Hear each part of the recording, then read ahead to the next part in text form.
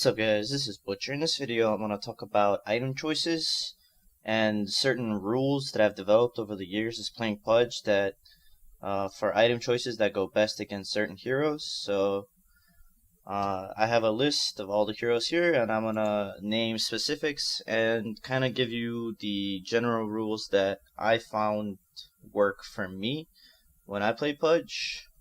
So let's start with strength heroes. Now, strength heroes are kind of the biggest counter to Pudge, or one of the biggest counters to Pudge, because Pudge is a very tanky hero, but there are tankier heroes in the game that do more damage, that have more HP, that are have better armor, better magic resistance, or whatever. So those kind of heroes, they can solo Pudge 1v1, and it's very hard to kill those heroes. So if the opponent has a lot of strength heroes, then it makes the game very difficult because you can't have easy pickoffs. Like, you can hook and dismember, but you're not going to instantly kill any of the opponents. So then the games become difficult and you have to change your item choices. So if you're going against Huskar, for example, Clockwork, Legion Commander, Sven, or any of those high DPS heroes that if Pudge meets 1v1 in a jungle or something for somewhere, then they might kill Pudge 1v1. So you want to get a blade mail.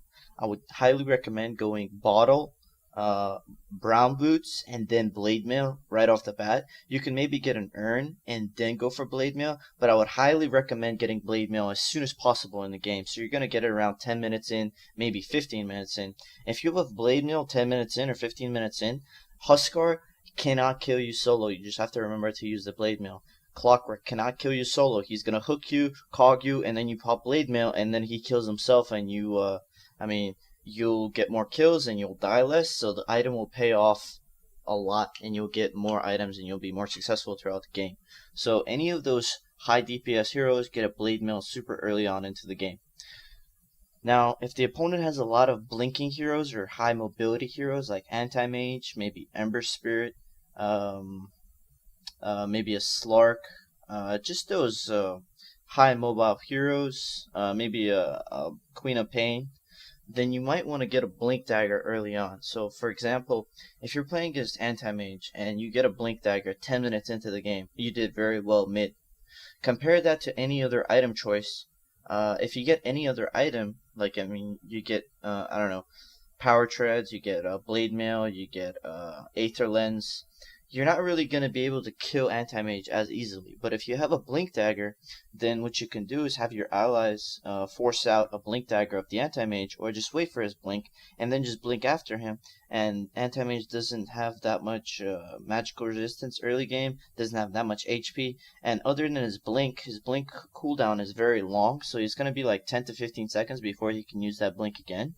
And that's your opportune moment of killing him. So it makes Anti-Mage, he's going to farm a lot less because he's going to be scared that you have a Blink Dagger. So getting a Blink Dagger early on, so bottle, brown boots, maybe urn, and then Blink Dagger is a very standard choice. You can maybe get Tranquil Boots too to boost your movement speed because they're cheap.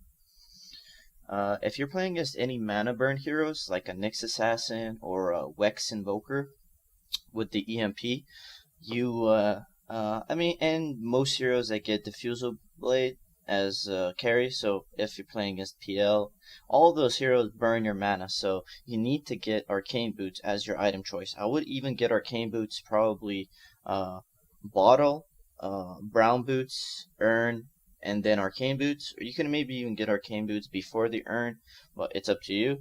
And whenever you do get Arcane Boots, Guardian Greaves is an option.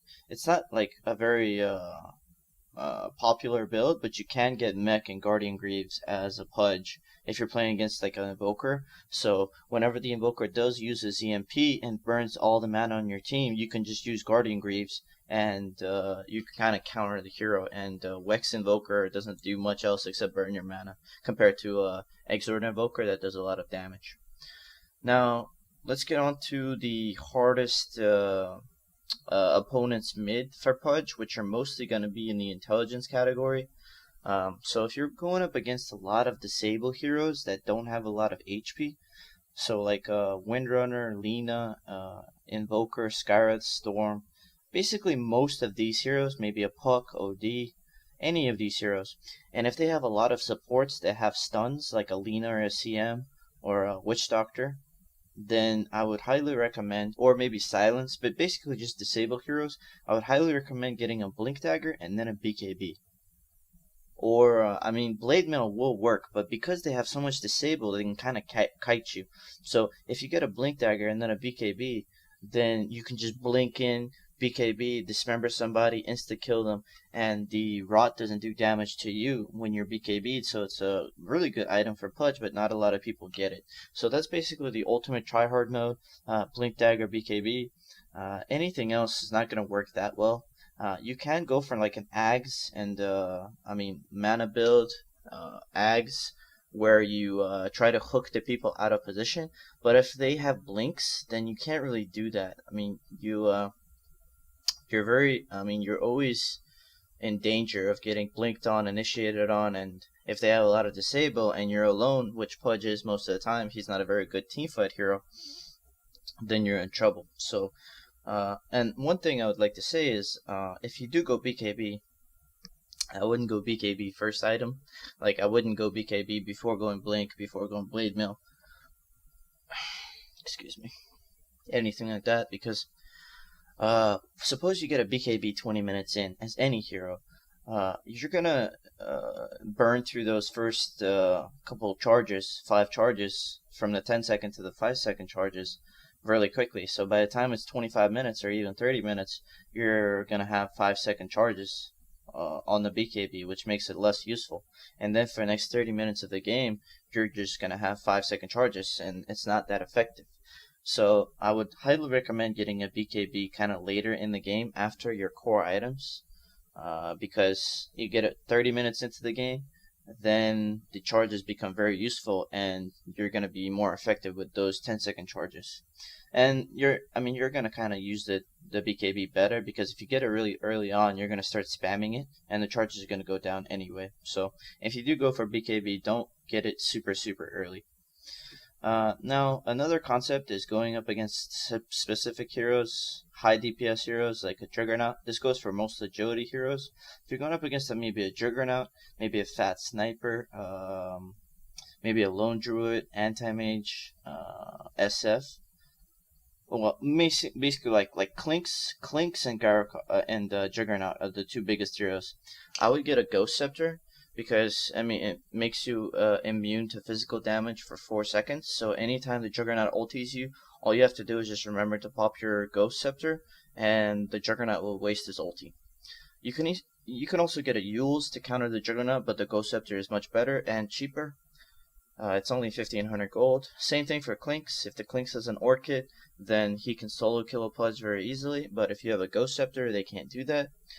So Yules or Ghost Scepter or Force Staff. Force Staff works against Clinks. Force Staff doesn't sometimes works against Juggernaut ulti. Sometimes it doesn't. So a Ghost Scepter is more of a fail-safe way to go about it. And that's about it. But basically, like, always try to analyze your games, like what heroes you're going up against. Then think, okay, what am I gonna need this game? Do I need a Blink Dagger? Do I need a Blade Mail? Always like have a good concept in mind and a goal while you're getting a certain item. And if you're close to an item, then kind of farm for it. And that's another big topic is farming and ganking, balancing your farming and ganking. I see so many players, even supports, not farming at all throughout the entire game. So it's like 30 minutes into the game and all they have is like, I don't know, maybe like power treads and half of an item, half a Yule Scepter or something like that. You always need to progress your items, because if you don't have items 30 minutes into the game, it doesn't matter if you're a support or whatever, you're pretty much useless to the team, so it's like you're not even there. So you need to take out time to farm and to get levels with any hero, so you kind of need to balance that. And with Pudge, you can use the urn to flash farm a lot. So that's why urn is so crucial as Pudge, because every time you have like 5 urn charges, you can farm an entire jungle with your rot, flash farm it, use up all the charges, and you're pretty much farming just as fast as any other hero in the game. Alright, that's about it for the item choices. Hope this video helps, and